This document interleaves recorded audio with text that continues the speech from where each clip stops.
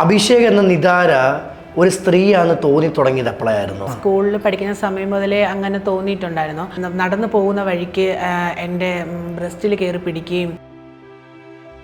അങ്ങനെ 19ാമത്തെ വയസ്സിൽ വീട് വിട്ടിറങ്ങുന്നു. പിന്നെ നമുക്ക് വേണ്ടത് സർജറി അല്ലേ? എനിക്ക് മറ്റുള്ളവരെ പോലെ സർജറി ചെയ്തവരൊക്കെ സെക്ഷലി ബന്ധപ്പെടുന്നു എന്നൊക്കെ പറയുമ്പോൾ എനിക്ക് സത്യത്തിൽ പറഞ്ഞാൽ എനിക്ക് ഭയങ്കര നിരാശ. എന്തൊക്കെ സർജറികൾ ചെയ്തിട്ടുണ്ട്? ഞാൻ ഡൗൺ സർജറി 2 വട്ടം ചെയ്തിട്ടുണ്ട്.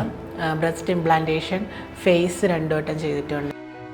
3ാം ക്ലാസ്സിലോ 4ാം ക്ലാസ്സിലോ പഠിക്കുമ്പോഴാണ് എനിക്ക് ഒരു ചാന്തുപൊട്ട് എന്ന് പറഞ്ഞൊരു പേരിടുന്നത്. പിന്നെ അക്കച്ചി, കുണ്ടൻ, പല പേരിൽ എന്നെ വിളിക്കുമായിരുന്നു. ഞാൻ ഇങ്ങനെ ആയില്ലായിരുന്നെങ്കിൽ ഞാൻ ആത്മഹത്യ ചെയ്തേനെ. മൊത്തത്തിൽ ഒരു സർജറി ചെയ്യണമെങ്കിൽ എത്ര രൂപയാകും? ഞാൻ ഏകദേശം 10 ലക്ഷം രൂപയോളം മുടക്കിയിട്ടുണ്ട്. 10 ലക്ഷം രൂപ? നിതാര ഫേസിൽ എന്തൊക്കെ ചെയ്തിട്ടുണ്ട്? ഞാൻ ജോലൈൻ ചെയ്തിട്ടുണ്ട്, നോസ് ചെയ്തിട്ടുണ്ട്, ഫോർഹെഡ്. സർജറി ചെയ്യുന്നതിന് മുമ്പ് എനിക്ക് മീശയും താടിയൊക്കെ ഉണ്ടായിരുന്നു. സർജറിക്ക് ശേഷം നമ്മുടെ പുരുഷ ഹോർമോൺ പിന്നെ ഉണ്ടാകില്ല. ആ അഭിഷേകിൽ നിന്ന് പെട്ടെന്ന് നിതാരയായിട്ട് മാറി അമ്മ കണ്ട സമയത്ത് അമ്മ എന്താണ് പറഞ്ഞത്? അമ്മ വന്നിട്ട് ചോദിച്ചു, എന്താ നെഞ്ചത്ത് വെച്ച് കെട്ടിയേക്കുന്നതെന്ന് അമ്മ എന്നോട് ചോദിച്ചത്. എക്സ്പോസ് ചെയ്ത് വീഡിയോ ചെയ്യുന്ന സമയത്ത് ഒരുപാട് കമൻസ് വരും, അറിയാം. എന്നിരുന്നാലും മനസ്സിൽ തട്ടിയ ഏറ്റവും വലിയ കമൻറ്റുകൾ എന്തൊക്കെയായിരുന്നു? റേറ്റ് എത്രയാ, ഇന്ന് എത്ര പേര്? എന്നിട്ട് ഇങ്ങനെ ഒരു കമൻറ്റ് എനിക്കത് ഭയങ്കര ഫീൽ ആയിട്ടുണ്ട്. എറണാകുളത്ത് ഉള്ളേ എന്ന് എന്നോട് ചോദിച്ചിട്ടുണ്ട്. നിതാരെ പോലുള്ള ആളുകൾ ഈ സമൂഹത്തിന് അപമാനമല്ല നിതാരെ? അല്ല, നിതാരയൊക്കെ എന്താണ് ഈ നാടിന് വേണ്ടി ചെയ്യുന്നത്? ഞങ്ങളിപ്പോൾ ചെയ്യുന്നത് നിങ്ങളെ ബോധ്യപ്പെടുത്തേണ്ട ആവശ്യമില്ല. ഒന്നാമത് ഉത്തരം തരാത്തതുകൊണ്ട് ഞാൻ ഇപ്പോഴും വിശ്വസിക്കുന്നു നിതാരക്ക് ഈ ചോദ്യത്തിന് ഉത്തരവില്ല. അത് നിങ്ങൾ പലതും ചിന്തിച്ചോളൂ. ഒരു മിനിറ്റ് ഒന്ന് കേട്ടിട്ട് പോകും. എല്ലാവർക്കും നമസ്കാരം. ഞാൻ Ajin Varghese. Variety media new ചർച്ചകളിലേക്ക് അവർക്ക് സ്വാഗതം. തൻ്റെ ജീവിത യാത്രയിൽ ഒരുപാട് ആളുകൾ അവഗണിച്ചു, ഒരുപാട് ആളുകൾ തള്ളിപ്പറഞ്ഞു. ഇന്ന് എത്തി നിൽക്കുന്നത് സൗന്ദര്യത്തിൻ്റെ രാജകുമാരിയായിട്ടാണ്. ഈ ഒരു വ്യക്തിയെ കാണുമ്പോൾ, ഈ ഒരു വ്യക്തിയുടെ ചിരി കാണുമ്പോൾ, സംസാരം കാണുമ്പം എല്ലാവർക്കും ഇഷ്ടപ്പെടും. ഒരു നാടൻ ലുക്ക്, നാടൻ ശൈലി. സ്വാഗതം ചെയ്യാം നിതാര. നമസ്കാരം. ഹായ്, നമസ്കാരം. സുന്ദരിയേവാ, വെണ്ണിലവേവാ, എൻ ജീവനാണു നീ, പ്രണയിനിയോ. കാണുമ്പം തന്നെ നമുക്ക് പാടാൻ വരുന്ന വരികളാണ്. ഇത്രമേൽ സുന്ദരിയായിട്ടുള്ളൊരു വ്യക്തിയെ ഞാൻ ഇതിനു മുമ്പ് കണ്ടിട്ടില്ല നിതാര. സന്തോഷമായോ? സന്തോഷമായി. ഓക്കെ. അപ്പം കാണുന്ന പ്രേക്ഷകർ ഒരു പക്ഷേ നിതാരെ കാണാത്തവരുണ്ടായിരിക്കും, നിതാര ആരാന്ന് അറിയാത്തവരുണ്ടായിരിക്കും. ആരാണ് നിതാര? എവിടാണ് വീട്? പറയാമോ? എൻ്റെ പേര് നിതാര എന്നാണ്. ഞാൻ ട്രിവാൻഡ്രമാണ് എൻ്റെ സ്ഥലം. പക്ഷെ ഇപ്പം വർഷങ്ങളായിട്ട് കൊച്ചിയിൽ തന്നെയാണ്. ട്രാൻസ് വുമനാണ് ഞാൻ. അങ്ങനെ കാണുന്ന പ്രേക്ഷകർ മനസ്സിലാക്കേണ്ടത് ഒരു ട്രാൻസ് വുമനാണ് കേട്ടോ. കണ്ടാൽ പറയത്തില്ല, അത്രമേൽ സുന്ദരിയായിട്ടാണ് നമ്മുടെ മുമ്പിൽ വന്നത്. ഈ നിതാര എന്ന പേരിൽ കുറിക്കുന്നതിന് മുമ്പ് ഒരു പേരുണ്ടല്ലേ? എന്തായിരുന്നു ആ പേര്? എൻ്റെ പേര് അഭിഷേക് എന്നായിരുന്നു ആദ്യം അച്ഛനും അമ്മയിട്ട പേര്.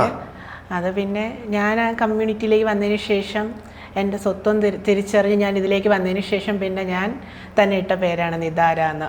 അങ്ങനെ അഭിഷേക് എന്ന പേരിലൂടെ നിതാരയിലേക്ക് എത്തിയല്ലേ? ആ ഒരു യാത്ര നമ്മളോടൊന്ന് പങ്കുവെക്കാവോ? ഈ സ്കൂളിൽ പഠിക്കുന്ന സമയം മുതലേ ഇങ്ങനെ ഒരു സ്ത്രൈണത സ്വഭാവമായിരുന്നു എനിക്ക്. അപ്പം കുട്ടികളിൽ നിന്നും ഒക്കെ ഒരുപാട് ഹറാസ്മെൻ്റ് ഒക്കെ ഏറ്റുവാങ്ങിയിട്ടുണ്ട്. അപ്പോൾ ആരോടും എനിക്കിതൊന്നും തുറന്നു പറയാൻ പറ്റത്തില്ല. ഞാൻ കരുതിയെന്ന് വെച്ചാൽ ഞാൻ മാത്രമാണ് ഇങ്ങനെയൊന്നാണ് ഞാൻ കരുതിയിരുന്നത്. എന്നെപ്പോലെ ഞാൻ ഒരാളെയും കാണുന്നതുമില്ല. അപ്പം ഭയങ്കര ഒരു ബുദ്ധിമുട്ടായിരുന്നു ആ സമയത്ത്. അങ്ങനെ ഇരിക്കവെയാണ് +2 ഒക്കെ കഴിഞ്ഞു. എനിക്ക് ചെറിയ ജോലി കിട്ടി. IT-യിലൊക്കെ പഠിച്ചതിന് ശേഷം ചെറിയൊരു ജോലി കിട്ടി. അപ്പോൾ ഞാൻ അവിടെ നിന്നപ്പോൾ വീട്ടിൽ കുറച്ച് പ്രശ്നമൊക്കെ ആയപ്പോൾ ഞാൻ അവിടെ നിന്ന് ഇറങ്ങിയിട്ട് എറണാകുളത്തൊരു കമ്മ്യൂണിറ്റിയുടെ വീട്ടിലേക്കാണ് പോയത്, പരിചയപ്പെട്ടിട്ട്. അപ്പോൾ പുള്ളിക്കാരി എന്നെ 17 ദിവസം നോക്കി. അതിനുശേഷം എൻ്റെ വീട്ടുകാർ കേസ് കൊടുത്ത് എന്നെ വീട്ടിലേക്ക് വിളിച്ച് വരുത്തിയതിന് ശേഷം മെൻ്റൽ ഹോസ്പിറ്റലിലൊക്കെ അഡ്മിറ്റ് ചെയ്തു എന്നെ. അതിനുശേഷം അവർ എന്നെ, എൻ്റെ നിർബന്ധപ്രകാരം എൻ്റെ അച്ഛൻ്റെ കുറേ ഡിസ്റ്റൻറ്റ് റിലേഷൻ ഗോവയിലാണ്, അപ്പം അങ്ങോട്ട് കൊണ്ടുപോയി എന്നെ. വീട്ടുകാർ വരെ മെൻ്റലാന്ന് പറഞ്ഞ് തള്ളി.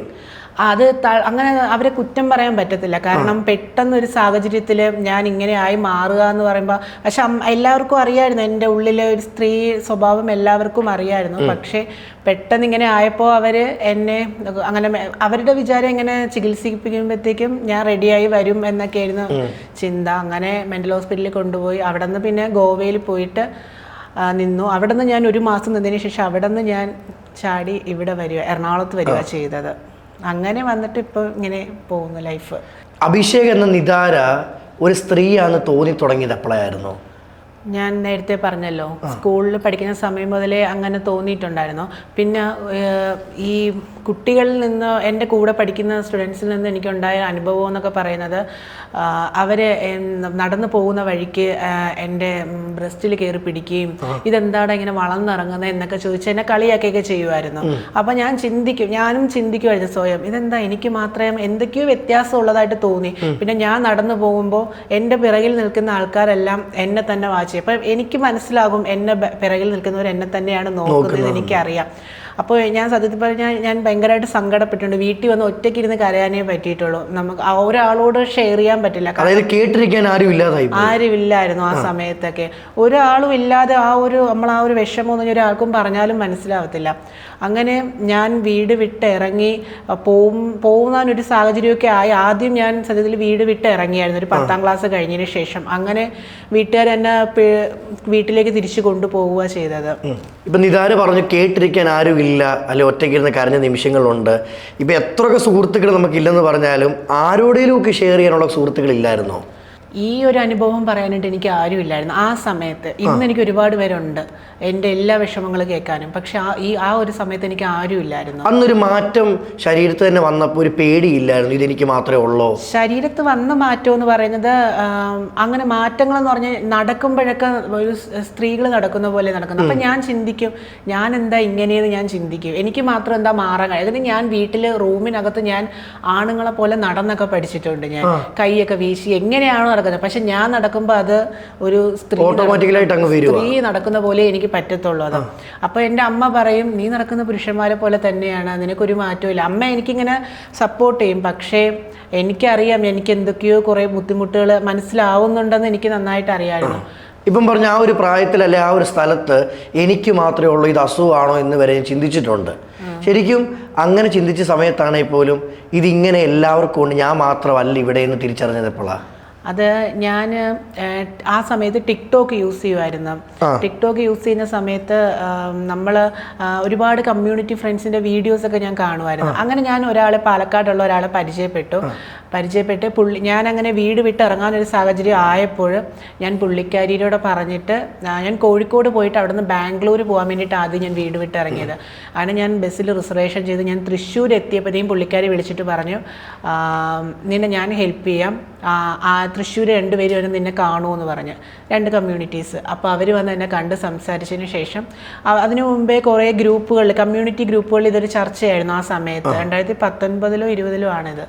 അപ്പോഴും അവർ എന്നെ ആലുവയിലുള്ള ഒരു കമ്മ്യൂണിറ്റിയുടെ വീട്ടിലേക്ക് അങ്ങനെയാണ് ആക്കി. അങ്ങനെയാണ് ഞാൻ സത്യത്തിൽ ട്രാൻസ് എന്താണെന്നും ഇതൊക്കെ മനസ്സിലാക്കി തുടങ്ങുന്നത്. ഞാൻ മാത്രമല്ല, ഇങ്ങനെ കുറേ ആൾക്കാരുണ്ടെന്ന് അതുവരെ എനിക്ക് ഉണ്ടെന്ന് അറിയാം. പക്ഷെ ഇവരൊക്കെ എവിടെയാണെന്നോ എങ്ങനെയാണ് ഇവരൊക്കെ വീട് വിട്ട് പോയത് എനിക്ക് പേടിയായിരുന്നു. വീട്ടിൽ നിന്ന് എങ്ങനെയാണ് പോയത്, ആരെന്നെ സീരിയസ്. ഞാൻ രണ്ടും കൽപ്പിച്ചാണ് ബാംഗ്ലൂർ പോകാമെന്ന് പറഞ്ഞിറങ്ങിയത്. ഇപ്പം കൂട്ടുകാരൊക്കെ നമ്മളെ മനസ്സിലാക്കിയില്ലെങ്കിൽ അങ്ങ് പോട്ടെന്ന് അങ്ങ് വെക്കാം. പക്ഷെ വീട്ടുകാരാണ് നമ്മുടെ എപ്പോഴും എല്ലാവർക്കും ഒരു തുണയല്ലേ, ആശ്രയം എന്ന് പറയുന്നത്. ആ വീട്ടുകാർ വരെ തള്ളിപ്പറഞ്ഞ, ആ വീട്ടിൽ നിന്ന് വരെ ഇറങ്ങിയ സമയത്തുണ്ടായ ഒരു അനുഭവം, അല്ലെങ്കിൽ വീട്ടുകാരെന്തൊക്കെയാണെന്ന് പറഞ്ഞത്? ഞാൻ ചെറിയൊരു ജോലി ചെയ്യുന്നുണ്ടെന്ന് പറഞ്ഞായിരുന്നു. അപ്പം തലേ ദിവസം വീട്ടിൽ വഴക്കായി. ഞാൻ ചെയ്ത ചെറിയൊരു തെറ്റിനെ വെച്ചിട്ട് എൻ്റെ ഒരു അമ്മയുടെ ചേച്ചിയുടെ മകൻ പുള്ളിക്കാരൻ വന്ന് എന്നെ അടിക്കുകയൊക്കെ ചെയ്തായിരുന്നു. അപ്പോൾ ഞാൻ അന്ന് തന്നെ പറഞ്ഞത് ഞാൻ പിറ്റേ ദിവസം വീട് വിട്ട് പോകുമെന്ന്. അപ്പോൾ പിറ്റേ ദിവസം ആയപ്പം അമ്മ, സാധാരണ ഞാൻ ജോലിക്ക് പോകുന്ന സമയം ഒരു 6 മണിയായപ്പോൾ അമ്മ ചോറ് പൊതിഞ്ഞുകൊണ്ട് വന്നപ്പോൾ ഞാൻ ബാഗൊക്കെ പാക്ക് ചെയ്ത് നിൽക്കുവാണ്. അപ്പോൾ ഞാൻ പറഞ്ഞു ഞാൻ പോവുകയാണെന്ന് പറഞ്ഞു. അപ്പോൾ അമ്മയും അച്ഛനും മാമനും ഈ ചേട്ടനൊക്കെ നിന്ന സമയത്ത് തന്നെ ഞാൻ ബാഗുമായിട്ട് ഇറങ്ങിയത്. അങ്ങനെയാണ് ഞാൻ ഫസ്റ്റ് വീട് വിട്ട് പോകുന്നത്. പിന്നെ ഞാൻ നേരത്തെ പറഞ്ഞ പോലെ തന്നെ കമ്മ്യൂണിറ്റി ഹോസ്പിറ്റലിലൊക്കെ കൊണ്ടുപോയല്ലോ, മെൻ്റൽ ഹോസ്പിറ്റലിൽ. അതിനൊക്കെ ശേഷം ഗോവയിൽ പോയി. അവിടെ നിന്ന് ഞാൻ തിരിച്ചിവിടെ എറണാകുളത്ത് എത്തിയപ്പോൾ ഇവർ വന്നിരുന്നു. എന്നെ എറണാകുളത്ത് ഷെൽട്ടർ ഹോമിലാണ് ഞാൻ നിന്നിരുന്നത്. ഇവരെ വീട്ടുകാരെല്ലാം വന്നു. പിന്നെ ഏതൊക്കെയോ പഞ്ചായത്ത് മെമ്പർ ആരൊക്കെ ആയിട്ട് വന്നിരുന്നു തിരിച്ചു കൂട്ടിക്കൊണ്ട് പോകാനായിട്ട്. അപ്പോൾ ഞാൻ പോയില്ലായിരുന്നു. കാരണം ഞാൻ ചേർത്ത് നിന്ന് ഞാൻ പറഞ്ഞു ഇനി ഞാൻ വരത്തില്ല എന്നൊക്കെ പറഞ്ഞു നിന്നു. കൂടെ വന്ന പഞ്ചായത്ത് മെമ്പറും അച്ഛൻ്റെ ഒരു ബ്രദറുമായിട്ട് വന്നിട്ട്, ബ്രദർ ഞാൻ വലിയ ബന്ധമൊന്നുമില്ല. അപ്പോൾ പുള്ളിക്കാരനുമായിട്ട് വന്നിട്ട് എന്നെ കൊണ്ട് എഴുതി വാങ്ങിച്ചു, സ്വത്തുക്കളുടെ എല്ലാ അവകാശം എൻ്റെ അനിയൻ മാത്രമാകണം എന്ന്. എനിക്കൊരു ബന്ധമില്ല. അവര് അച്ഛനും അമ്മേനെയും കൂടി ഇത് ചെയ്ത് എഴുതി. എന്നെ അച്ഛനും അമ്മയും ഒരിക്കലും അങ്ങനെ ചെയ്യില്ലെന്ന് എനിക്കറിയാം. അങ്ങനെ അവരെഴുതി വാങ്ങിച്ചിട്ട് അവർ പോയി. അതിനുശേഷം 1 വർഷത്തോളം വീട്ടുകാരായിട്ട് ഒരു കോണ്ടാക്റ്റും ഇല്ല 1.5 വർഷത്തോളം. അതിനുശേഷം ഞാൻ അമ്മേനെ പിന്നെ വിളിച്ചു സംസാരിച്ചു എല്ലാവരുമായിട്ട്. പിന്നെ ഇതായി എൻ്റെ അമ്മ തന്നെ എൻ്റെ ബന്ധുക്കളെല്ലാം പറഞ്ഞ് മനസ്സിലാക്കി. അമ്മയാണ് സത്യത്തിൽ എന്നെ വീട്ടിലേക്ക് വിളിച്ചത്. എൻ്റെ അച്ഛൻ, എൻ്റെ അനിയൻ എല്ലാവരും എന്നെ അംഗീകരിച്ച് എൻ്റെ വീട്ടിലേക്ക് വിളിച്ചു. ഈ വീട്ടിൽ നിന്ന് ഇറങ്ങിപ്പോകുന്ന സമയത്താണെങ്കിൽ പോലും ചിന്തിച്ചിരുന്നോ ഇവരെന്നെ മനസ്സിലാക്കി ഒരു ദിവസം തിരിച്ചു വരുമെന്ന്? ഇല്ല, ഒരിക്കലും ചിന്തിച്ചില്ല. എനിക്ക് അറിയത്തില്ലായിരുന്നു. എൻ്റെ അമ്മ എന്നെ വിളിക്കാൻ തന്നെ കാരണം ഞാൻ സർജറി ചെയ്തതിന് ശേഷമാണ് അമ്മയ്ക്ക് മനസ്സിലായത് ഇനി എനിക്ക് തിരിച്ച് അഭിഷേക് എന്നൊരു ആളായിട്ട് തിരിച്ച് ചെല്ലാൻ കഴിയില്ലെന്ന്. അമ്മേനെ ഞാൻ വീഡിയോ കോളിൽ വിളിക്കുമ്പോഴും അമ്മേനെ ഞാൻ സംസാരിക്കുമ്പോഴും അമ്മ പറയും നിനക്ക് ഇനി പഴയ പോലെ വരാൻ പറ്റും. ഞാൻ പറഞ്ഞു ജന്മത്തിൽ ഞാൻ ശ്രമിച്ചാൽ പോലും ഇനി പറ്റത്തില്ല എന്ന് പറയും. അപ്പോൾ അമ്മ അങ്ങനെ പറഞ്ഞ് മനസ്സിലാക്കി, അമ്മേനെ കുറേ കാര്യങ്ങൾ പറഞ്ഞ് മനസ്സിലാക്കിയപ്പോഴത്തേക്കും അമ്മ പിന്നെ എന്നെ പതിയെ വീട്ടിലേക്ക് വിളിച്ചു, ബന്ധുക്കളുമായിട്ടൊക്കെ സംസാരിച്ചു. അമ്മയുടെ കുറച്ച് റിലേറ്റീവ്സ് എന്നോട് മിണ്ടേക്ക്. അതായത് എപ്പോഴൊക്കെ അമ്മമാര് തള്ളി പറഞ്ഞാലും ആ അമ്മമാരെ ഉള്ളായിരുന്നല്ലേ? തീർച്ചയായിട്ടും അവിടെ വെച്ച് മനസ്സിലാക്കി. അമ്മ മാത്രമേ ഉണ്ടായിരുന്നുള്ളൂ. ഇപ്പൊ ഞങ്ങളുടെ മുന്നിൽ ഇരിക്കുന്ന നിതാരയ്ക്ക് ഒരു പഴയ കാലമുണ്ട്, അഭിഷേക്. ആ അഭിഷേകനെ അല്ലെങ്കിൽ ആ ഒരു ഫോട്ടോ ഞങ്ങളോടൊന്ന് പങ്കുവെക്കാവോ? ആ കാണിക്കാം. ഇതാ. ഓ, നല്ല മാറ്റം കേട്ടോ. ഒരു ഫോട്ടോ എങ്ങനെയുണ്ട്? ഓ, എൻ്റെ മച്ചന്മാരെ, 1.5 മാറ്റം. ഇതൊക്കെ ഏത് പ്രായത്തിലാ? 19 വയസ്സ്. 19 വയസ്സില്. ഏത് പ്രായത്തിലാണ് നിതാര വീട് വിട്ടിറങ്ങുന്നത്? 19ാമത്തെ വയസ്സിൽ തന്നെ വീട് വിട്ടിറങ്ങുന്നത്. 19ാമത്തെ വയസ്സിൽ. അപ്പൊ 19ാമത്തെ വയസ്സിലൊക്കെ വീട് വിട്ടിറങ്ങുന്ന സമയത്ത് ധൈര്യമൊക്കെ എവിടെ നിന്ന് വന്നു? ആ ധൈര്യം ഇല്ലായിരുന്നു. ധൈര്യം എന്ന് പറഞ്ഞാൽ ഞാൻ നേരത്തെ പറഞ്ഞില്ലേ, കുട്ടിക്കാലം മുതൽ അനുഭവിക്കുന്ന വിഷമങ്ങൾക്ക് ഒരു പരിധി വേണം. പിന്നെ ഞാൻ കഴിഞ്ഞ ദിവസം കൂടി എൻ്റെ അമ്മയോട് ഞാൻ പറഞ്ഞത് ഞാൻ ഇങ്ങനെ ആയില്ലായിരുന്നു, ഞാൻ ഒരുപക്ഷെ അന്ന് ഞാൻ ആത്മഹത്യ ചെയ്തേനെ. കാരണം എനിക്ക് ഞാൻ നേരത്തെ പറഞ്ഞല്ലോ ഞാൻ മാത്രമേ ഇങ്ങനെ ഉള്ളൂ എന്ന് വിശ്വസിച്ച് നടന്നൊരു കാലഘട്ടത്തിലുണ്ട്. അപ്പം ഞാൻ കയർ വെട്ടിയിട്ട് ആത്മഹത്യ ചെയ്യാൻ വേണ്ടിയിട്ട് വീട്ടിൽ സൂക്ഷിച്ചു വെച്ചിട്ടുണ്ടായിരുന്നു. ഉണ്ടായിരുന്നു. കാരണം എനിക്ക് ഇങ്ങനെ രണ്ടും ആയിട്ട് ജീവിക്കാൻ പറ്റത്തില്ല. കാരണം നാട്ടുകാരുടെ കളിയാക്കല്, അയൽക്കാർ, സ്കൂളിൽ. അപ്പം എന്തുകൊണ്ടും എനിക്ക് പറ്റാതെ ആയപ്പം ഭയങ്കര ബുദ്ധിമുട്ട് ഫീൽ ചെയ്തപ്പം ഞാൻ കയറൊക്കെ വെട്ടി വെച്ചിരുന്നത്. ആ സംഭവം അച്ഛൻ അതെന്തോ ആവശ്യത്തിന് എടുത്തുകൊണ്ട് പോയി. ഞാൻ അമ്മയോട് കഴിഞ്ഞ ദിവസവും ഈ ഒരു വിഷയം പറഞ്ഞിട്ടുണ്ടായിരുന്നു. അല്ലെങ്കിൽ ഞാൻ ഇങ്ങനെ ആയില്ലായിരുന്നെങ്കിൽ ഞാൻ ആത്മഹത്യ ചെയ്തേനെ. ആത്മഹത്യ ചെയ്യാത്തതുകൊണ്ട് ഇന്ന് ഇവിടം വരെ എത്തി നിന്നില്ലേ? ചെയ്തിരുന്ന എന്നാ മണ്ടത്തരമായി പോയനെ. ഇതെല്ലാം പറയുമ്പോൾ നിതാരയുടെ കണ്ണില് ഒരു വെളിച്ചമുണ്ട്, അല്ലെങ്കിൽ ഒരു കണ്ണീരുണ്ട്. അതുപോലെ അനുഭവിച്ചിട്ടുണ്ടോ? ശരിക്കും അനുഭവിച്ചിട്ടുണ്ട്. ഞാൻ ഓർക്കാൻ ഇഷ്ടപ്പെടാത്തൊരു കാലഘട്ടമാണ് എൻ്റെ കുട്ടിക്കാലം. ഇപ്പം ഒരുപാട് അനുഭവിച്ചിട്ടുണ്ടെന്ന് പറയുമ്പം പോലും മനസ്സിൽ ഇപ്പോഴും വേദനയായിട്ട് കിടക്കുന്ന ആ ഒരു കഥയുണ്ടെങ്കിൽ ഒന്ന് ഷെയർ ചെയ്യാമോ? ചിലപ്പോൾ അത് കളിയാക്കലുകളായിരിക്കാം. കളിയാക്കലുകൾ തന്നെയാണ് സത്യത്തിൽ. ഞാൻ ഇപ്പം എനിക്ക് 24 വയസ്സുണ്ട്.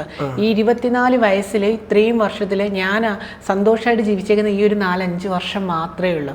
ബാക്കി ആ ഒരു 20 വർഷം എന്നെ സംബന്ധിച്ച് ഭയങ്കര ഒരു പരീക്ഷണം തന്നെയായിരുന്നു. കാരണം സ്കൂളിൽ പോകാൻ തോന്നത്തില്ല. എനിക്ക് പഠിക്കാൻ ഇൻട്രസ്റ്റ് ഇല്ലാത്തതുകൊണ്ട് ഒരിക്കലുമല്ല. എനിക്ക് പോയി കഴിഞ്ഞാൽ കുട്ടികൾ എന്നെ കളിയാക്കും, ടീച്ചേഴ്സ്. അപ്പം ആകെ ഒരു ബുദ്ധിമുട്ടിൻ്റെ വക്കിലായിരുന്നു. അവരന്ന് എന്തൊക്കെയാണ് പറഞ്ഞ് കളിയാക്കിക്കൊണ്ടിരുന്നത്? ഞാൻ 4ാം ക്ലാസ്സിൽ 3ാം ക്ലാസ്സിലോ 4ാം ക്ലാസ്സിലോ പഠിക്കുമ്പോഴാണ് എനിക്ക് ഒരു ചാന്തുപൊട്ട് എന്ന് പറഞ്ഞൊരു പേരിടുന്നത്. സത്യത്തിൽ ഒരു സമയത്ത് ആ സിനിമയെ തന്നെ ഞാൻ വെറുത്തു പോയൊരു ഇതായിരുന്നു. കാരണം ആ ഒരു സിനിമയ്ക്ക് ശേഷമാണല്ലോ ആളുകളിലേക്ക് പേരെത്തിയത്. ഇങ്ങനെ ഒരു ആൾക്കാരുണ്ട് എന്നും മനസ്സിലാക്കുന്ന സത്യത്തിൽ ആ ഒരു സിനിമയ്ക്ക് ശേഷമൊക്കെ ആയിരുന്നു. അങ്ങനെ ചാന്തുപൊട്ടെന്നുള്ള വിളിയും പിന്നെ അക്കച്ചി, കുണ്ടൻ, പല പേരിൽ എന്നെ വിളിക്കുമായിരുന്നു. എനിക്ക് സത്യം പറഞ്ഞാൽ ഇതൊക്കെ ഭയങ്കര ഒരു ലീലാമണി എന്ന് വരെ എന്നെ വിളിച്ചിട്ടുണ്ട്. ഇതൊക്കെ കേൾക്കുമ്പോഴും എത്രന്ന് വെച്ച് മിണ്ടാതിരിക്കും, അല്ലെങ്കിൽ എത്രന്ന് വെച്ച് സങ്കടം ഒതുക്കും? തിരിച്ച് പ്രതികരിക്കാൻ പോകത്തില്ല. എനിക്ക് പേടിയാണ്. കാരണം ഞാൻ ഇപ്പം എന്തെങ്കിലും വഴക്കായിട്ട് പോയാൽ തന്നെ അവരെന്നെ അടിക്കുമോ എന്ന് പേടിച്ചിട്ട് ഞാൻ മിണ്ടത്തില്ല. സ്കൂളിലുള്ള കുട്ടികൾ ഞാൻ മിണ്ടത്തില്ല. ഞാൻ ഭയങ്കര സൈലൻ്റ് ആയിരുന്നു. എല്ലാ ടീച്ചേഴ്സും പറയുമായിരുന്നു അഭിഷേക് നല്ല സൈലൻ്റ് ആണ് എന്ന് പറയാൻ. +2 പഠിക്കുമ്പോൾ ഒരു ടീച്ചർ എന്നെ നിഷ്കളങ്ക എന്ന് വരെ വിളിച്ചിട്ടുണ്ട്. +1 +2 പഠിക്കുമ്പോൾ എൻ്റെ പേര് അതായിരുന്നു. അങ്ങനെയാണ് എല്ലാം കുട്ടികളെല്ലാം വിളിച്ചു തുടങ്ങുന്നത്. 10ാം ക്ലാസ് വരെ ഭയങ്കര ബുദ്ധിമുട്ടായിരുന്നു. +2 ശേഷവും +2 വരെയും കുഴപ്പമില്ലായിരുന്നു. അത് കുറച്ച് മുതിർന്നതിന് ശേഷം ഞാൻ കുറേയൊക്കെ മാറാൻ ശ്രമിച്ചിട്ടുണ്ടായിരുന്നു. പക്ഷെ എന്നെ കൊണ്ട് പറ്റില്ല എന്നൊരു സാഹചര്യത്തിൽ വന്നപ്പോഴാണ് ഞാൻ വീട് വിട്ടിറങ്ങിയത്. അങ്ങനെ 19ാമത്തെ വയസ്സിൽ വീട് വിട്ടിറങ്ങുന്നു. പിന്നെ നമുക്ക് വേണ്ടത് സർജറി അല്ലേ? ഈ സർജറിയെ പറ്റിയുള്ള അറിവ് എങ്ങനെയാണ് കിട്ടിയത്?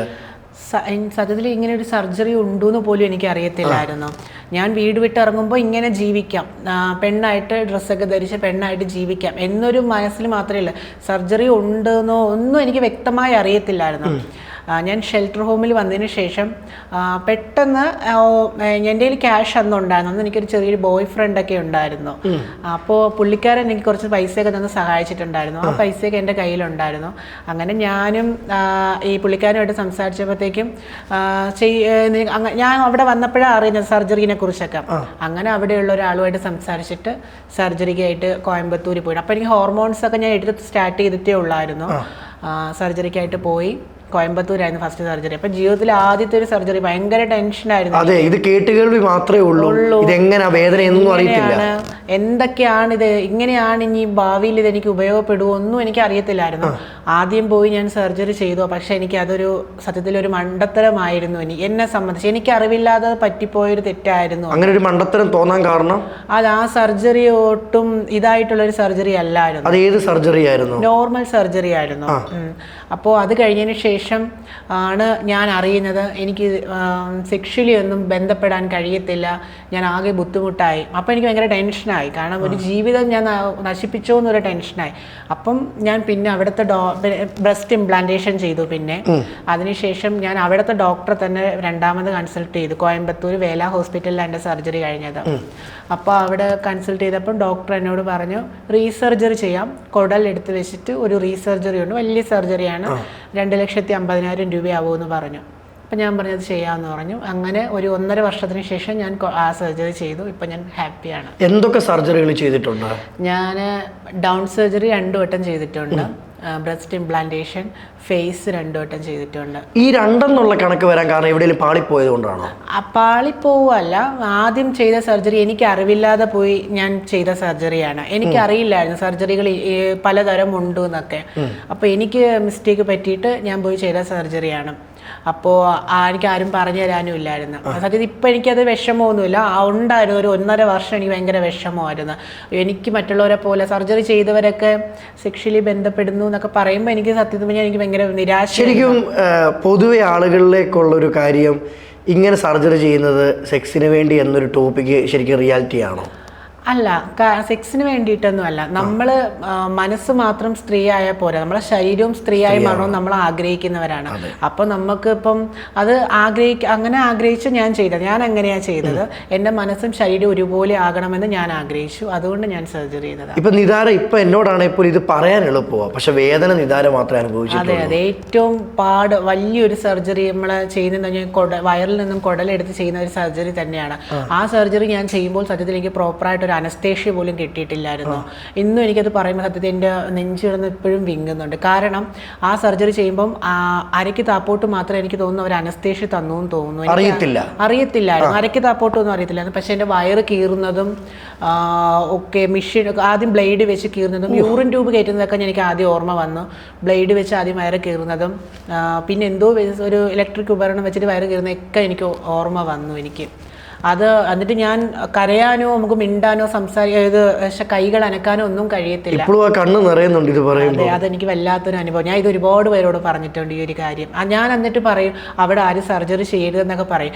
കാരണം എനിക്ക് ഈ ഒരു എന്നിട്ട് ഞാൻ ഇനിയിപ്പോൾ എനിക്ക് പേടിയാണ്. ഇനി അങ്ങോട്ടൊരു സർജറിക്കായിട്ട് ഞാൻ പോകാൻ എനിക്ക് പേടിയാണ്. കാരണം സർജറി ചെയ്തപ്പോൾ ആ ഓർമ്മ ഉണ്ടായി ഉള്ള കാര്യം എനിക്ക് ഭയങ്കര ഒരു ബുദ്ധിമുട്ടാണ്. ശരിക്കും അന്നൊരു സർജറി ചെയ്ത ഒരു മണ്ടത്തരമായി ആ ഓർമ്മ ഇപ്പോഴും പറയുമ്പോൾ ആ കണ്ണ് നിറയണമെന്നുണ്ടെങ്കിൽ ആ അനുഭവിച്ച വേദന എത്രമാത്രം അത്രയും മാത്രമായിരുന്നു. ഞാൻ സർജറി കഴിഞ്ഞ് പുറത്തിറങ്ങി വന്നപ്പോൾ എൻ്റെ ബൈസ്റ്റാൻഡറായിട്ട് കൊണ്ട് കുട്ടിയോട് ഞാൻ പറഞ്ഞു ഇവിടെ സർജറി ചെയ്യേണ്ട മോളെ അനസ്തേഷ്യ ഒരു തരത്തില്ല എന്ന് പറഞ്ഞു.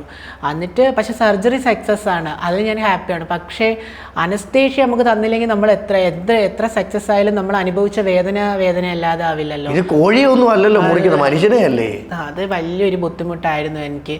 അത് ഞാൻ മാനസികമായി ഞാൻ ഒരുപാട് വിഷമിച്ചു ആ ഒരു സമയത്ത്. കുറേ നാൾ ഞാൻ അതിൽ നിന്ന് മാറാനായിട്ട് ഒരുപാട് ശ്രമിച്ചു. കാരണം ഞാൻ അത്രയും മാത്രം പേടിച്ച് ഞാൻ മരിച്ചു പോകുമെന്ന് വിചാരിച്ചതാ. എനിക്ക് അമ്മേനെ ഇഷ്ടം. അപ്പൊ അമ്മേനെ ഇനി കാണാൻ പറ്റില്ലല്ലോ എന്നൊക്കെ ഞാൻ മരണത്തെ മുഖാമുഖം കണ്ടു. ഞാൻ അതായത് മരിച്ച് ജീവിച്ച് വന്നു എന്നൊക്കെ സത്യത്തിൽ പറയാം. അപ്പൊ ഇത് രണ്ടാം ജന്മമാ. നിതാര ഈ പറയുമ്പം ഒരുപാട് ആളുകൾ തള്ളി പറഞ്ഞിട്ടുണ്ട്, വയറ് വരെ പച്ചക്ക് കീറി മുറിച്ചിട്ടുണ്ട്. എന്നിട്ട് ഇന്ന് എൻ്റെ മുന്നിൽ ഇരിക്കുന്ന നിതാര ഉണ്ടല്ലോ, വേദനകളൊക്കെ ഉള്ളിലുണ്ടോ, പക്ഷെ ചങ്ക് പോലെ നിൽക്കും എന്നാ. ഇനിയിപ്പം എനിക്കറിയേണ്ട വലിയൊരു കാര്യം, സർജറി ഇപ്പം ചെയ്തെന്ന് പറഞ്ഞു, പൈസയൊക്കെ ആ സമയത്ത് ഒരു ആളുണ്ടായിരുന്നു, ആൾ തന്നെന്ന് പറഞ്ഞു. എല്ലാം അയാളല്ല തന്നെ. ഓക്കെ, തന്നെന്ന് പറഞ്ഞു. പൈസ തന്നു, സർജറി ചെയ്തു. ഇതിനെല്ലാം ഉപരി സർജറിക്ക് ശേഷം നമ്മുടെ കൂടെ ഒരാളുണ്ട്, അല്ലെങ്കിൽ നമ്മളെ ഒന്ന് സപ്പോർട്ട് ചെയ്യാൻ ഒരാളുണ്ടെന്ന് ആഗ്രഹിച്ചിട്ടുണ്ടോ, അല്ലെങ്കിൽ അങ്ങനെ ഒരാൾ ഉണ്ടായിരുന്നോ? സർജറിക്ക് ശേഷം ഞാൻ ആദ്യം ഉണ്ടായിരുന്ന ആ റിലേഷൻ പോയി, എനിക്ക് പിന്നെ അത് ഉണ്ടായിട്ടില്ല. അത് വലിയൊരു വിഷമമായിരുന്നു എനിക്ക്. സർജറിയുടെ കൂടെ വേദന കുറെ ഉണ്ടായിരുന്നല്ലേ? ബ്രേക്കപ്പ്, സർജറി കഴിഞ്ഞ് വന്നപ്പോഴത്തേക്കും പുള്ളിക്കാരനുമായിട്ടുള്ള വഴക്കും കുറെ ഇതൊക്കെ ഉള്ളതുകൊണ്ട് ആ ഒരു ഇതങ്ങ് പോയി. അതിനുശേഷം എനിക്ക് വേറൊരു റിലേഷൻ ഉണ്ടായിരുന്നു, അത് പിന്നെ കണ്ടിന്യൂ ചെയ്തപ്പോൾ മുന്നോട്ട് പോവുകയാണ്. ഇപ്പോഴും ഉണ്ട് അത് പൊളി. ഒന്ന് പോയാൽ നല്ലത് കിട്ടുമല്ലേ? അത്രേ ഉള്ളൂ. അപ്പൊ അന്ന് കൂടെ നിന്നത് ആരായിരുന്നു? സർജറിക്ക് എന്നെ നോക്കാനാണോ?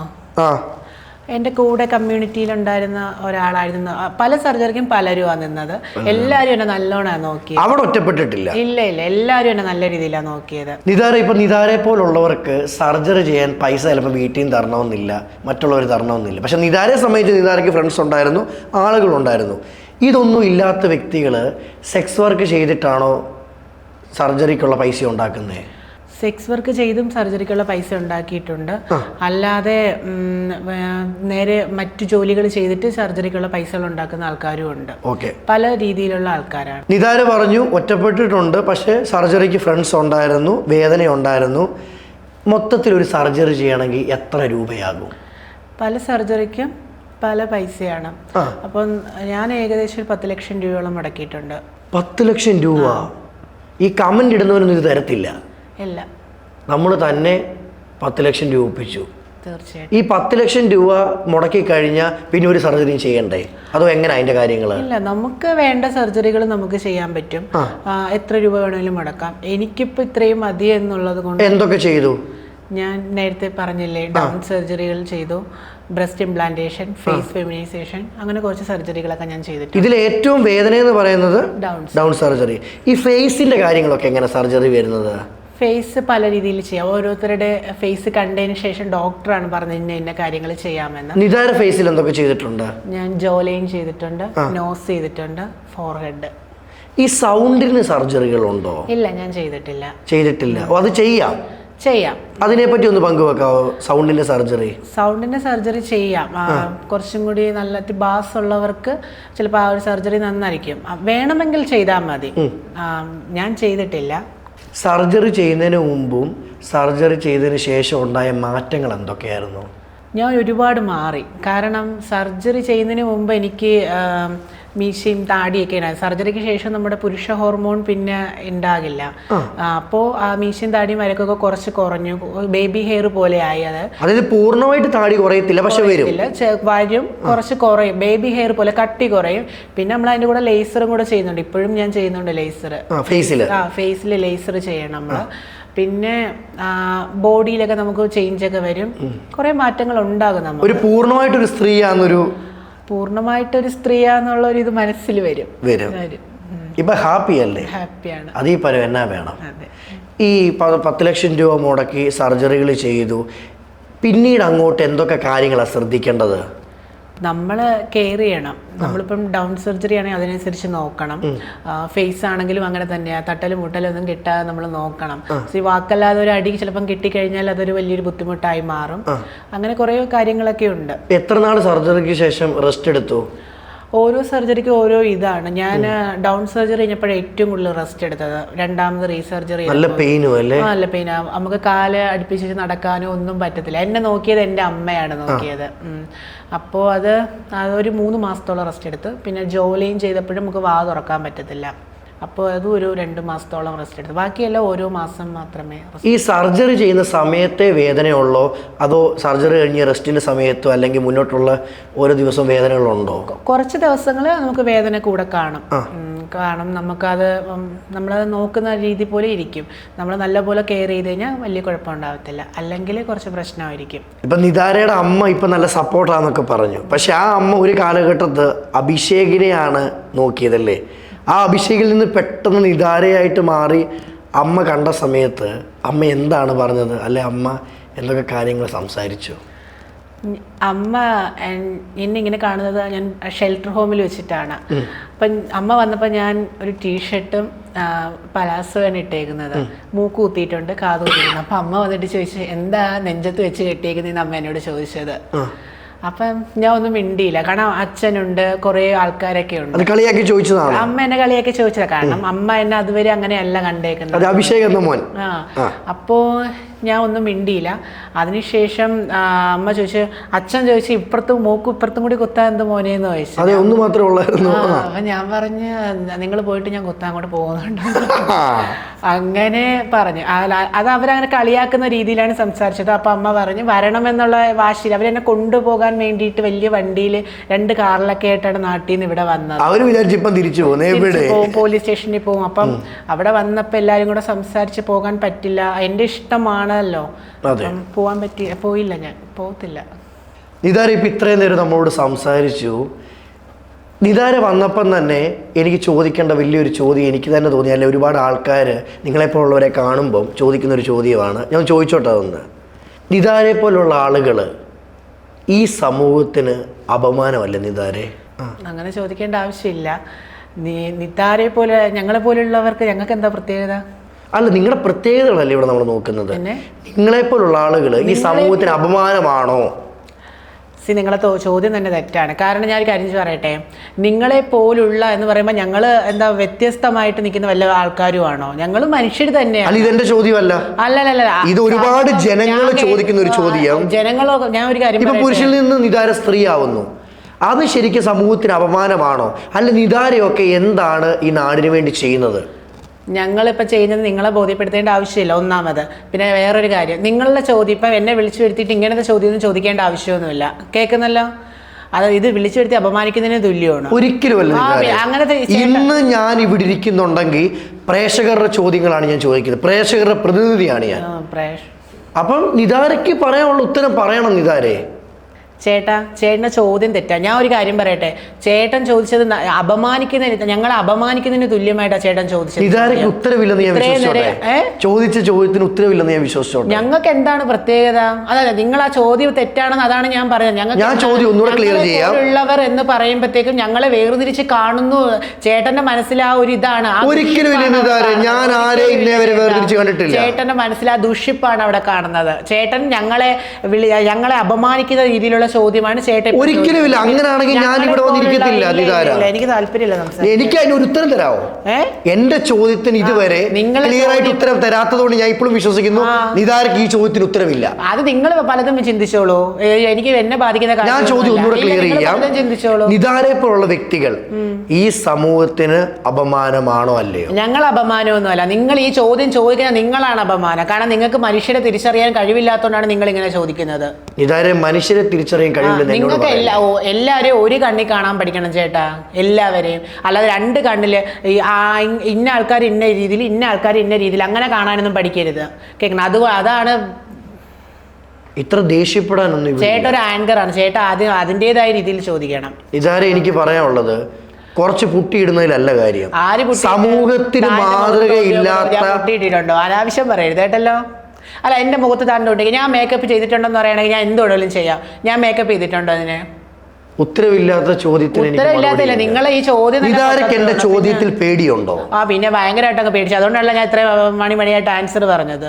മണിയല്ല ഇത്, ഞാൻ ചോദിക്കുന്ന ചോദ്യത്തിനോടുള്ള ഉത്തരം തരുവാന്ന് ഞാൻ പറഞ്ഞത്. നിതാര ദേഷ്യപ്പെടാനൊന്നും ഞാൻ പറഞ്ഞതല്ല. ഓക്കെ, നിതാരയ്ക്ക് താല്പര്യമില്ലെങ്കിൽ നമുക്ക് വൈൻഡപ്പ് ചെയ്യാം. ഞാൻ പോകണം. ഇന്നലെ വിളിച്ചപ്പെടുന്ന ഇങ്ങനെയുള്ള കാര്യങ്ങളൊന്നും പറഞ്ഞതുമില്ല, ചുമ്മാ വിളിച്ചെടുത്ത്. സത്യമായി ഭയങ്കര ഫീലായുള്ളത് പറയാമല്ലോ. ഒരു മിനിറ്റ് ഒന്ന് കേട്ടിട്ട് പോകും. ഇല്ല, താല്പര്യം. നിതാര ഒന്ന് കേൾക്കും. ഒരു കാര്യം, ഒന്നുമില്ല, താല്പര്യം. ഒരു കാര്യം കേട്ടു, കാരണം ഇത് വേറെ ഒന്നുമല്ല, ഇത് ജനങ്ങൾ അറിയേണ്ട ഒരു കാര്യമുണ്ട്. ഒന്ന് കേൾക്കുക നിതാര, പ്ലീസ്. താല്പര്യമില്ല. നിതാര ഒറ്റ മിനിറ്റ് ഒന്ന് കേൾക്കുക. ആ ചേട്ടനെ വിളിച്ചേ, ഞാൻ പോകണം. നിതാര ഇത് കേൾക്കുമ്പം നിതാര പോവാണെ പോയിക്കും. നിതാരയ്ക്ക് തീരുമാനിക്കാം. ഒന്ന് കേൾക്കുമോ പ്ലീസ്? വന്ന സ്ഥിതിക്ക് ഒന്നിരി. നിതാര, ഞാൻ നല്ല രീതിയിൽ നിതാരയെ ചൊറിഞ്ഞു, അതിനുള്ളത് എനിക്ക് കണക്കിന് കിട്ടുകയും ചെയ്തു. കാണുന്ന പ്രേക്ഷകരോട് എനിക്ക് പറയാനുള്ളത്, നിതാരയോടും പറയാനുള്ളത്, ഞാൻ ഒരിക്കലും നിതാരയെ ദേഷ്യപ്പിടിപ്പിക്കാനോ നിതാരയുടെ വായിലുള്ളത് കേൾക്കാനോ അല്ല ഈ ചോദിച്ചത്. നിങ്ങളെപ്പോലുള്ള കമ്മ്യൂണിറ്റിയിലെ ആളുകൾ ഇൻ്റർവ്യൂ നല്ല രീതിയിൽ കൊടുക്കുമ്പം ഒരു വിദ്യാഭ്യാസമോ അല്ലെങ്കിൽ ഒരു ബന്ധവും ഇല്ലാത്തവന്മാർ ഒരു ഇൻ്റർവ്യൂ കുറഞ്ഞ ഒരു 10 കമൻ്റ് ഇടും. ആ കമൻറ്റിൻ്റെ ചോദ്യമാണ് ഞാൻ ചോദിച്ചത്. നിതാരെ, ഇതങ്ങനെ കമൻ്റ് ഇടുന്നവന്മാർക്കുള്ള മറുപടിയും ഒരു പ്രാങ്കുമായിരുന്നു. എന്നോട് ക്ഷമിക്കുക നിതാരെ. ഇത് ശരിക്കും നിതാരെ വരുന്നുണ്ട് ഒരു പ്രാങ്ക് തന്നത്. ആ പ്രാങ്കിലുപരി എൻ്റെ വലിയൊരു ആഗ്രഹമായിരുന്നോ ഇങ്ങനെ കമൻ്റ് ഇടുന്നവർക്കുള്ള മറുപടി. ഇത് ശരിക്കും നിതാര തന്നെ കമൻറ്റ് കേട്ടിട്ടുണ്ടോ ഈ ഒരു ചോദ്യം? എടേ അയച്ചൊരു വെള്ളം കൊടുക്കുക. സത്യത്തിൽ ഞാൻ ഇത്രയും പ്രതീക്ഷിച്ചില്ല. ഞാൻ ഒരു കാര്യം പറഞ്ഞുതരാം. ഞാൻ എനിക്ക് വിഷമോ സത്യത്തിലായത്. കാരണം ഇങ്ങനെ പെട്ടെന്ന് വിളിച്ചു വരുത്തിയിട്ട് ഇങ്ങനെ ചോദ്യം ചോദിക്കുമ്പോഴത്തേക്കും ആർക്കായാലും ഒരു എൻ്റെ കമ്മ്യൂണിറ്റി എന്നെയും എൻ്റെ കമ്മ്യൂണിറ്റി അപമാനിക്കുന്ന രീതിയിൽ സംസാരിക്കും. നമ്മുടെ കുടുംബത്തിലുള്ളവരെ പറയുന്ന പോലെയാണല്ലോ. തീർച്ചയായിട്ടും അങ്ങനെ തന്നെയാണ്. അപ്പോൾ എനിക്കത് ഭയങ്കര വിഷമമായി. അതുകൊണ്ടാണ് ഞാൻ സത്യത്തിൽ എനിക്ക് പ്രാങ്ക് ആണെന്ന് എനിക്കറിയാം. ഇപ്പോഴും എനിക്ക് എന്തോ പോലെ. അതെല്ലാം വിട് ചങ്കേ. നിതാരെ പോലെ തന്നെ ഈ കമ്മ്യൂണിറ്റി ഒരുപാട് സൗഹൃദങ്ങൾ എനിക്കുണ്ട്. ഞാനിത് ചോദിക്കാൻ തന്നെ കാരണം അങ്ങനെയുള്ളവർ ഏത് ഇൻ്റർവ്യൂവിലും ഇങ്ങനത്തെ കമൻസ് വരുവടാ. ഇതുള്ളതാ ഞാൻ ഈ പറയുന്നത്. നിതാരൊക്കെ എന്തോ ഈ ചോദ്യത്തിന് പറയാനുള്ളത്? ഇങ്ങനെ വന്നിട്ടില്ലേ ശരിക്കും ഇങ്ങനെയുള്ള കമൻറ്റുകളൊക്കെ വരുന്നുണ്ട്. എൻ്റെ കമൻറ്റ് ബോക്സിലും ഒക്കെ വന്നിട്ടുണ്ടായിരിക്കാം. പക്ഷേ ഇങ്ങനെ നമുക്ക് ഒരാൾക്ക് ആൻസർ കൊടുക്കാനൊന്നും പറ്റത്തില്ല. ഇത് കുറേ ആൾക്കാരുണ്ട്. എത്ര പേരെ വായടപ്പിക്കും. കാരണം വെച്ച് കഴിഞ്ഞാൽ ഒന്ന് ഇവർക്കൊന്നും നമ്മളെ മനസ്സിലാക്കാൻ കഴിവില്ലാത്തവരായിരിക്കാം, അല്ലെങ്കിൽ മനസ്സിലാക്കാൻ ശ്രമിക്കാത്തവരായിരിക്കാം. സാഹചര്യം ഉണ്ടായിട്ടിട്ടും കുറ്റം പറയുന്ന ഒരുപാട് ആൾക്കാർ കുറ്റം പറയുന്നുണ്ട്. അതൊന്നും ഇവരെയൊന്നും നമുക്ക് ഒരിക്കലും തിരുത്താൻ കഴിയത്തില്ല. പ്രത്യേകിച്ച് മലയാളികളെ. എല്ലാ മലയാളികളുമല്ലോ ഞങ്ങളെ മനസ്സിലാക്കുന്ന ഒരുപാട് പേരുണ്ട്. പക്ഷേ കുറച്ച് പേരൊക്കെ എന്നും മാറിയിട്ടില്ല. ഒരുപാട് പേര് എന്നും മാറാനുമുണ്ട്. ശരിക്കും ഈ കമൻ്റ് ഇടുന്നവരൊക്കെ ഇവരെ പറ്റി ശരിക്കും അറിയാത്തതുകൊണ്ടാണ് കേട്ടോ. എനിക്ക് ഒരുപാട് ഇവരുമായിട്ടുള്ള സൗഹൃദങ്ങൾ ഉള്ളത് കൊണ്ട് ഞാൻ മനസ്സിലാക്കിയ ഒരു കാര്യം, ശരിക്കും പാവം പിടിച്ചവരാണോ? സ്നേഹം എന്നൊക്കെ വെച്ച് നല്ലപോലെ സ്നേഹിക്കും. ശരിക്കും ആളുടെ മുഖം മാറി കേട്ടോ. സോറി. ഓക്കെ, ഹാപ്പി അല്ലേ? നിതാര, എല്ലാവരുടെയും ജീവിതത്തിലും മറക്കാൻ പറ്റാത്ത കുറേ ഓർമ്മകളുണ്ടല്ലേ? ശരിക്കും എനിക്ക് മറക്കണമെന്നുണ്ട്. പക്ഷെ എൻ്റെ മരണത്തോളം വരെ മറക്കാനും പറ്റാത്ത അങ്ങനെ അനുഭവങ്ങൾ എന്തെങ്കിലും ഉണ്ടായിട്ടുണ്ടോ? അതിലൊന്നാണ് ഞാൻ നേരത്തെ പറഞ്ഞ സർജറിയുടെ കാര്യം. ഒന്ന്. രണ്ടാമത് ഞാൻ പറയുന്നത് വെച്ച് കഴിഞ്ഞാൽ നേരത്തെ പറഞ്ഞിട്ടുണ്ടായിരുന്നു, സ്കൂളിലൊക്കെ ക്ലാസ് കഴിഞ്ഞ് പോകുന്ന സമയത്ത് എൻ്റെ ഡ്രസ്സൊക്കെ വലിച്ചൂരി നോക്കുമായിരുന്നു പിള്ളേർ, കൂടെ പഠിക്കുന്ന കുട്ടികൾ. ജസ്റ്റ് ബ്രസ്റ്റിലും അവിടേക്ക് ഇങ്ങനെ പിടിച്ചിട്ട് ഇതെന്താണ് ഇങ്ങനെ വീങ്ങി നിൽക്കുന്നത് സാധാരണ. പക്ഷെ നോർമൽ ബോയ്സിനെ പോലെ തന്നെ ആയിരുന്നു. എനിക്ക് ആ സമയത്ത് കുറച്ചും കൂടി ശരീരമൊക്കെ ഉണ്ടായിരുന്നു. അപ്പോഴേ അങ്ങനെ പിടിച്ചൊക്കെ നോക്കുക, എന്നെ പിടിച്ച് വലിക്കുകയൊക്കെ ചെയ്യും. തോളത്തൂടി ഒരു പയ്യനുണ്ട്. അവൻ വന്നിട്ട് തോളത്തൂടിയൊക്കെ കൈയിട്ടിട്ട് ഇങ്ങനെ ബ്രസ്റ്റിൽ ഇങ്ങനെ പ്രസ് ചെയ്യും. അപ്പം ഞാൻ ഇവിടെ കൈയെടുക്കെന്ന് പറയുമ്പോഴത്തേക്കും കൈ എടുത്ത് മാറ്റത്തില്ല. അങ്ങനെ അതെന്നെ കളിയാക്കുന്നതാണ്, ചുമ്മാ എന്നെ ഇറിറ്റേറ്റ് ചെയ്യിപ്പിക്കാൻ വേണ്ടിയിട്ട്. അങ്ങനെ കുറേ ഇതുണ്ട്. അതൊക്കെയാണ് സത്യത്തിൽ ലൈഫിൽ മറക്കാത്ത കുറേ കാര്യങ്ങളെന്ന് പറയുന്നത്. പിന്നെ വേറെ എന്ന് പറഞ്ഞത് ഈ ഇടയ്ക്ക് മീൻസ് ഒരു 3 വർഷം മുമ്പ് എറണാകുളത്ത് വെച്ചിട്ട് എറണാകുളത്ത് വന്നിട്ട് അത് മാത്രമേ എനിക്ക് ഭയങ്കരമായിട്ട് മറക്കാൻ പറ്റാത്തൊരു സംഭവം. എറണാകുളത്ത് ഓർമ്മകളില്ല. എറണാകുളം എനിക്ക് നല്ലത് മാത്രമേ തന്നിട്ടുള്ളൂ. അപ്പോൾ എനിക്ക് ആ ഒരു സംഭവം എന്ന് വെച്ച് കഴിഞ്ഞാൽ, ഇവിടെ ഞാൻ എൻ്റെ വീട്ടിലോട്ട് ഞാൻ ട്രിവാൻഡ്രം എവിടെ പോയിട്ട് രാത്രി ബസ് ഇറങ്ങിയിട്ട് ഞാൻ എടപ്പള്ളിയിൽ നിന്ന് എൻ്റെ വീട്ടിലോട്ട് നടന്നു പോകുന്ന ദൂരെയുള്ള എടപ്പള്ളിയിൽ നിന്ന് നടന്നു പോകുന്ന സമയത്ത് ബൈക്കിൽ ഞാൻ ആളൊഴിഞ്ഞൊരു പ്രദേശമായി ആ സമയത്ത്. അപ്പോൾ അവിടെ ആ ഒരു ഏരിയയിൽ എത്തിയപ്പോഴത്തേക്കും 2 പേര് വന്നിട്ട് ബൈക്ക് കൊണ്ടുവന്ന് സൈഡിൽ വെച്ചിട്ട് എന്നെ ഇവിടെ ടോപ്പിൽ കയറി പിടിച്ചിട്ട് എൻ്റെ പേഴ്സിൽ നിന്ന് ഈ പേഴ്സിൽ കയറി എനിക്ക് തോന്നുന്നതെന്ന് പറഞ്ഞാൽ ഞാൻ അതിന് മുമ്പായിട്ട് ആ മെഡിക്കൽ ഷോപ്പ് കയറി ടാബ്ലറ്റ് വാങ്ങിച്ചിട്ടുണ്ട്. എനിക്ക് തോന്നുന്നു ഞാൻ പൈസ വെക്കുന്നത് ഇവർ കാണുമായിരിക്കും. അതിൻ്റെ 1500 രൂപ ഉണ്ടായിരുന്നു. അത് വെക്കുന്നത് കാണും. അപ്പം ഞാൻ ഒറ്റയ്ക്കേ ഉള്ളൂ എന്ന് മനസ്സിലാക്കിയിട്ട് എൻ്റെ എനിക്കത് മനസ്സിലായി അങ്ങനെ ആയിരിക്കും. ഇപ്പം ഞാൻ ആലോചിക്കുന്നു അത്. അപ്പോൾ പുള്ളിക്കാരൻ ഇങ്ങനെ വന്നിട്ട് ഞാൻ പോകുന്ന സമയത്ത് വന്നിട്ട് എൻ്റെ പേഴ്സ് തട്ടിപ്പറിച്ച് വാങ്ങിച്ചു. പേഴ്സ് മാത്രം ഉപദ്രവിച്ചു. ഞാൻ കത്തി എടുത്തിട്ട് കഴുത്തിൽ ഇങ്ങനെ വെച്ചു. ഇങ്ങനെ ഒരു സംഭവം അവിടെ ഉണ്ടായി. അങ്ങനെ അപ്പോൾ എനിക്ക് ആരും ഇല്ലായിരുന്നു ആ സമയത്ത്. അവിടെ രാത്രി 11 മണി സമയത്തായിരുന്നു. കുറച്ച് ഉള്ള ഏരിയയിലോട്ടായിരുന്നു. അങ്ങനെ കഴുത്തി കത്തി വെച്ചിട്ട് പൈസ എടുക്കടി എന്ന് പറഞ്ഞു. ഞാൻ പറഞ്ഞു എൻ്റെ കയ്യിൽ പൈസയൊന്നും ഇല്ലയെന്ന് പറഞ്ഞു. പക്ഷേ എനിക്ക് ആ സമയത്ത് ഭയങ്കര പേടിയായിരുന്നു. അങ്ങനെ ഞാൻ പേഴ്സ് ഇങ്ങനെ തട്ടിപ്പറിച്ചെടുത്ത് അതിൽ നിന്ന് 1500 രൂപ എടുത്തിട്ട് അവരങ്ങ് പോയി. പക്ഷേ എൻ്റെ കയ്യിൽ പെപ്പർ സ്പ്രേ ഉണ്ടായിരുന്നു, എല്ലാം ഉണ്ടായിരുന്നു. ആ സമയത്ത് ഞാൻ എടുത്തില്ല.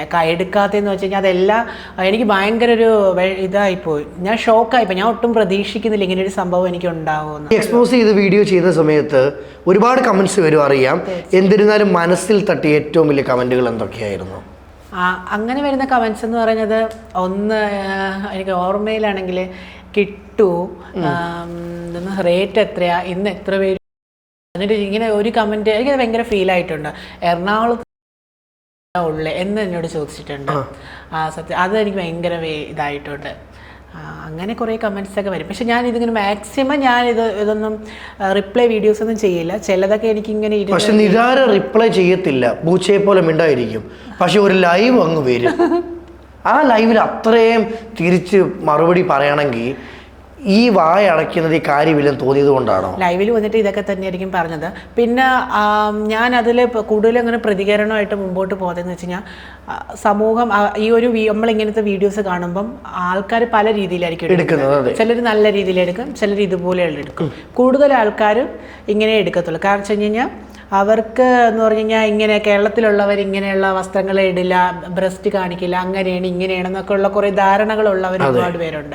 അപ്പം അതുകൊണ്ട് അങ്ങനെ കമൻറ്റ് ചെയ്യുന്ന അത് മനസ്സിൽ വെച്ചുകൊണ്ട് കമൻറ്റ് ചെയ്യുന്ന ഒരുപാട് പേരുണ്ട്. ഇതാണ് ഇത്രയും നേരം നമ്മളോട് സംസാരിച്ചപ്പോൾ എടോ തൻ്റെ മനസ്സിലൊന്നുമില്ല, നിഷ്കളങ്കയ. അപ്പം ആഗ്രഹങ്ങൾ അഭിനയമാണ്, ഒരു സിനിമ നടിയാവുക എന്നതാണ്. ആഗ്രഹത്തിലോട്ട് എത്തട്ടെ, കളിയാക്കിയവരൊക്കെ മാറി നിൽക്കട്ടെ. നമ്മുടെ വിജയത്തിലോട്ടുള്ള യാത്രകളുടെ ദൂരം ഇനിയും ഏറെയില്ല. അപ്പോൾ ഒരിക്കൽ കൂടി എല്ലാവിധ ആശംസകളും നേർന്നുകൊണ്ട് താങ്ക് യു.